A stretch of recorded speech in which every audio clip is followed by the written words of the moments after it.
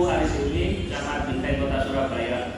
Sebagai kota pahlawan, Surabaya menyimpan berbagai cerita heroik tentang kemerdekaan dan perjuangan para pahlawan dalam mencapai kemerdekaan. Berbagai upaya dilakukan oleh masyarakat dan pemerintah untuk menggali situs-situs bersejarah sebagai bukti bahwa kota Surabaya merupakan kota pahlawan. Membuktikan jati diri kota kita tercinta sebagai kota yang benar-benar memiliki peran dalam kemerdekaan. Salah satu kampung yang ada di kota Surabaya yaitu Kampung Penilai menyimpan berbagai bukti sejarah bahwa kita bersama-sama memperjuangkan kemerdekaan Indonesia. Mari ikuti saya dalam wisata Kampung Lawas Penilai.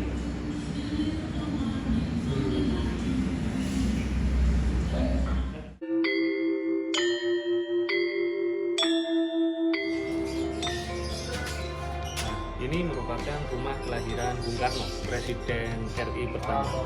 Bung Karno lahir di sini tanggal 6 Juni 1901 setelah mengikuti ayahnya yang merupakan guru pindah tugas di Indian Land School yang saat ini menjadi nama SD Sulu. Salah satu bukti arkeologi tertua yang ada di kota Surabaya adalah Sumur Jobong ini, di mana berdasarkan hasil dari penelitian, Sumur Jobong ini ternyata usianya sama dengan zaman kerajaan Majapahit. Di sumur ini juga ditemukan tulang belulang dari manusia yang kemudian setelah dilakukan penelitian DNA ternyata identik dengan 90% warga Penilai. Tokoh di seluruh Nusantara meninggalkan beberapa kisah yang sulit untuk dilupakan di Surabaya.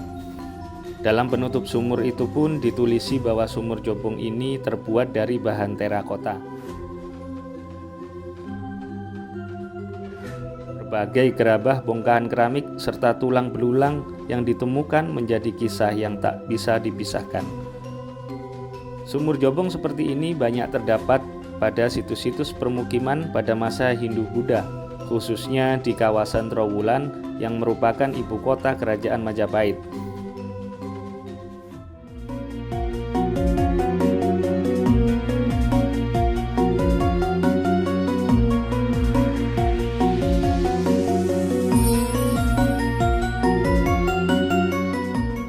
Langgar Dhuwur ini didirikan pada tahun 1893 dan didirikan di perkampungan padat penduduk.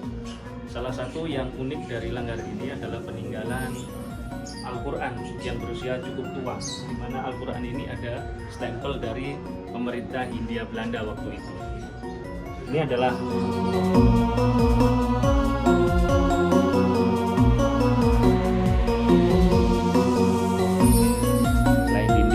dari kayu jati, bagian luar mimbar ditempeli potongan kayu sehingga dari luar terlihat menyerupai sisi ikan. Lokasi sejarah berikutnya yang ada di kawasan Penilai adalah rumah Hos Cokro Aminoto. Mari kita masuk.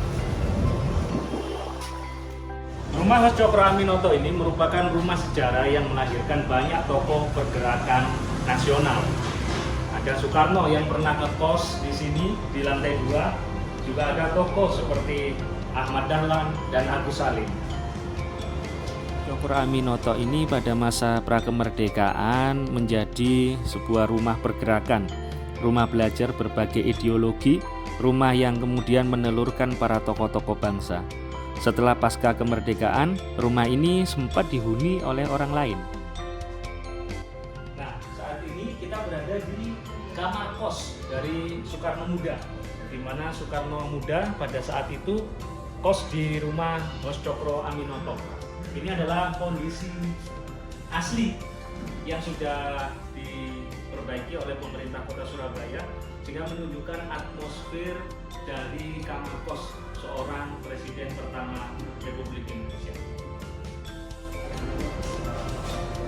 Rumah ini juga menjadi pusat pergerakan nasional.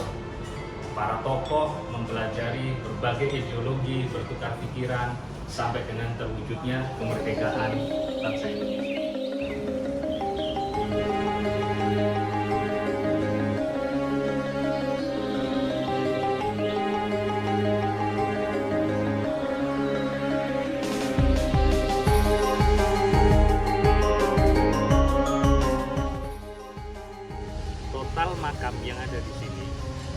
dari 3.500 makam.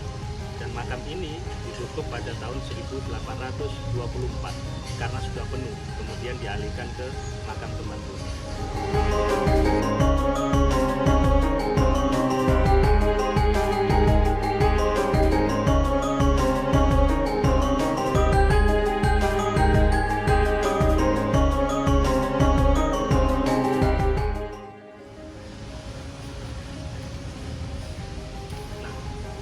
Demikian tadi sepintas kawasan lama Kampung Penilih yang menyimpan berbagai bentuk sejarah dan merupakan bukti nyata dari Surabaya pernah menjadi pusat dari pemerintahan Hindia Belanda.